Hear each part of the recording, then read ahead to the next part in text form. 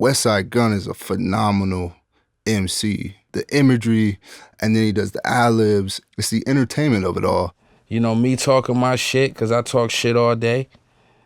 And I'm like Joe Pesci and Goodfellas, you know what I'm saying? Like, I'm the bad guy that always just talk shit to everybody, you know what I'm saying? I'm gonna give your ass a show. In hip-hop, collaboration has always been the wave. And nothing shifts the culture like the relationship between artist and producer. In season 2 of The Formula, we're deciphering the cipher and tracking what happens when kindred spirits collab and produce a body of work deep enough to drown out the noise.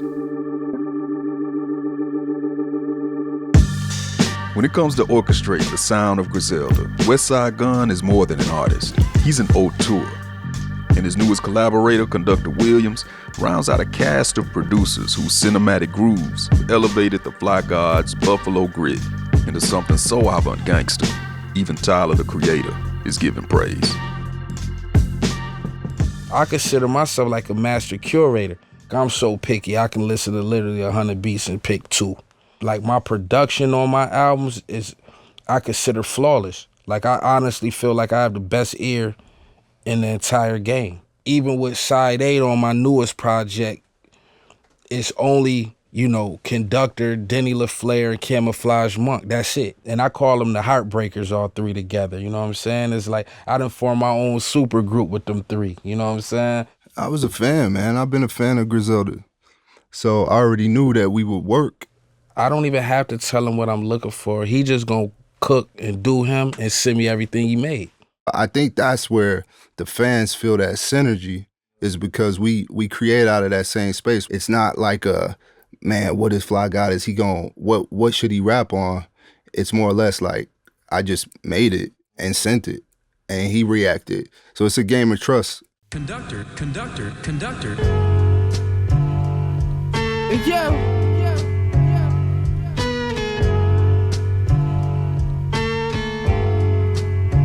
Hey yo, everybody think they fly now, but ain't nobody flyer. You ever cooked a half a brick in the air fryer? Shooting out the... See, I don't rap all the time. You know what I'm saying? Let me just say that too. I don't rap all the time.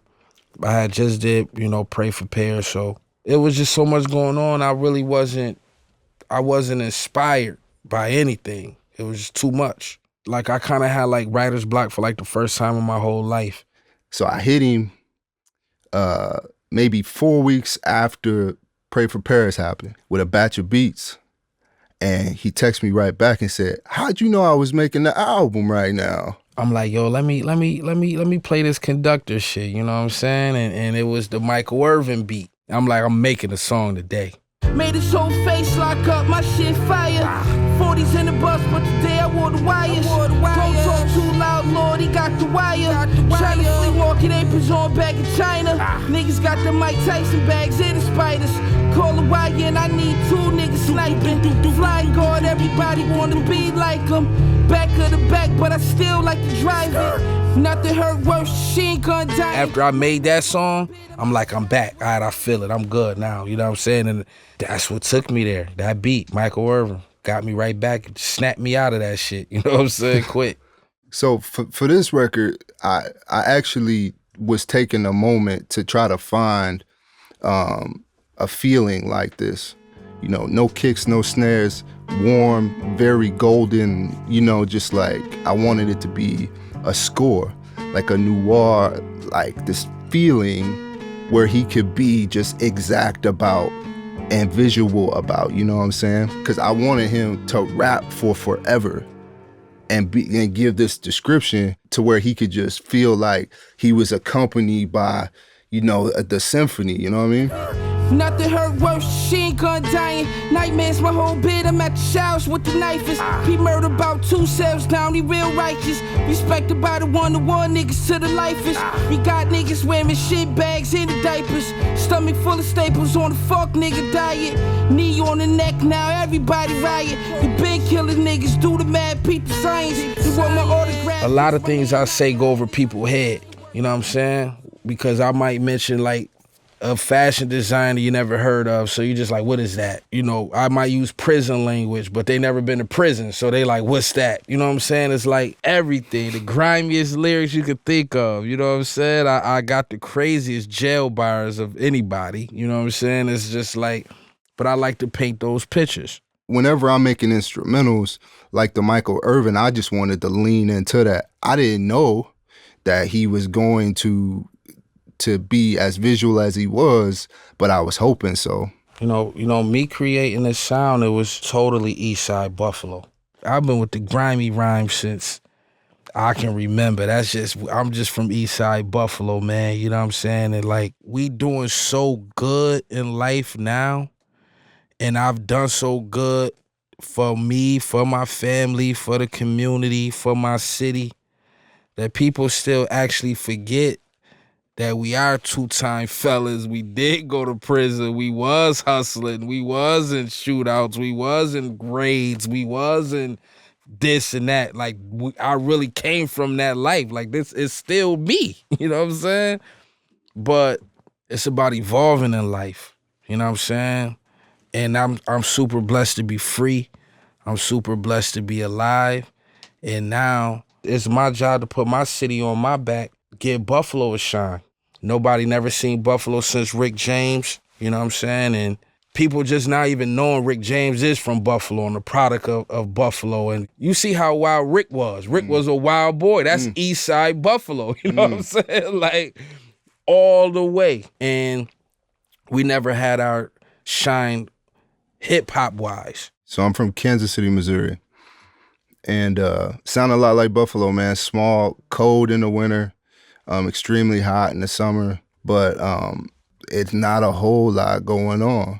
And, you know, as far as the art go, the hip hop scene is small and kind of washed at times. And that's why I felt so at home with Griselda, is because it's like, you know, musical cousins. You know, I feel like I had supposed to be, you know, over here the whole time. It's just a different vibe when I'm with Conductor, when I'm with Denny, when I'm with Monk. You know what I'm saying? It's a different, it's more soulful, more, you know what I mean? It's just, it's a different feel. You know what I'm saying? It's not necessarily grimy. You know what I'm saying? That, you know, the original Griselda music was sounding like. This is more like orchestra, more live band, more jazz. Just, it's a different feeling. Because eventually, you know, people gonna start catching on and start copying the same way because they see it worked. If I influence you, I hope so. That's what I want to do. The sun beaming. Y'all ready? Ayo, DJ the fuck. it's T baby. I don't think you're ready. Wolf Haley, Bunny Hop. I must say, Yo. I'm glad you found your way here. Yo. Cookie crumbs in the rolls, jet fuels in their vests, swim trunks in the trunk, Geneva water the best, the passport looking thick, the afro need a pick, my skin soak up the sun, ain't shaking hands with you bums, Bunny Hopper, the new car doors they lift open, the lake water dry off the French. Like, what did y'all think when y'all first heard that? My first thought was that that's my skillet.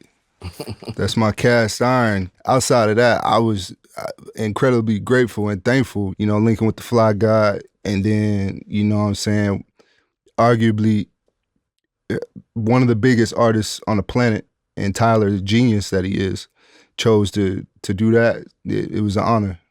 I respect Tyler the most because after winning the Grammy, after, you know what I'm saying, just even if you listen to how he started the album off with not only the Michael Irvin beat, but even the DJ Drama intro. I had just did that on part 7. But Tyler actually gave me my flowers, you know what I'm saying? At the pinnacle, being arguably one of the albums of the year.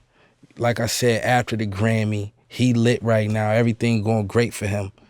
So for him to even say like, yo, Westside Gunn influenced it, made me want to rap, that's like, I got to tip my hat off to that, you know what I'm saying? So it's nothing but love, nothing but respect for him. He thanked Wes for making him want to rap again, and he said Conductor killed the beat. So he was inspired by what we do, and that's the whole point. I mean, honestly, Westside Gunn is a one of one. Like, this is really me. You know what I'm saying? Like, this is just really me. Like, I always been fly.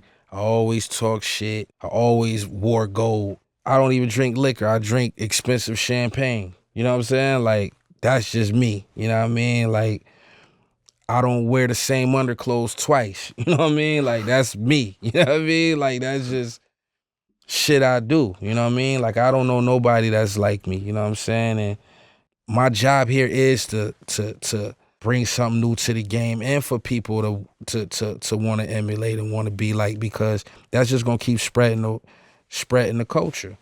We are the culture. We don't even have to talk about it. We the ones that people talk about. Fly God, the one who made thunder and lightning, who made water wet. I need Sly out confinement. My co-positive, you drop yours, you shit minus. Woke up middle of the night, my Shelly crying. If you're Joe Pesci in Goodfellas, who's conductor?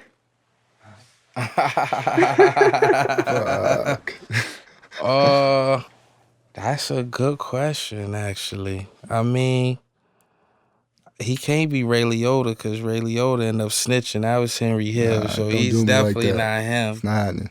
He gotta be De Niro. That'll work. I would give him the De Niro role for sure.